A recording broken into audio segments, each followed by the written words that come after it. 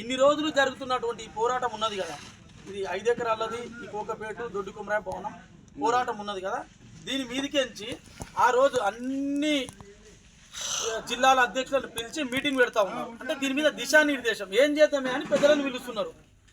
పిలిచి అందరు కలిసి డిసిషన్ తీసుకుంటారు. ఇది కిరాయికిత్తమా పిల్లలకిత్తమా, రెండే డిసిషన్లు ఉంటాయి అక్కడ, కిరాయిలకిత్తమా పిల్లలకిత్తమా అని.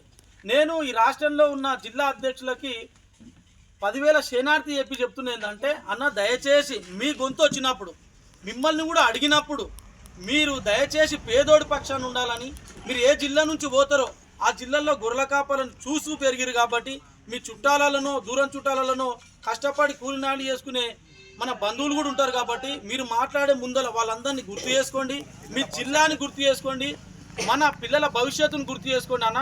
దయచేసి జిల్లాల నుంచి వెళ్తున్నటువంటి అధ్యక్షులారా మీకు దండం పెడతా ఉన్నా, మన పిల్లల భవిష్యత్తు కోసమై మీరు అలా పోరాటం చేయకండి, వాళ్ళ గల్లబట్టకుండి, వాళ్ళని కొట్టకుండి, 2 చేతుల దండం పెట్టి చెప్పండి అన్న మన పిల్లల భవిష్యత్తే, ఈ దాన్ని పిల్లల భవిష్యత్తు కోసము వాడదామని దయచేసి ఒక పిలుపునియండి అని జిల్లాల నుంచి వెళ్తున్న అధ్యక్షులని వేడుకుంటా ఉన్నాము.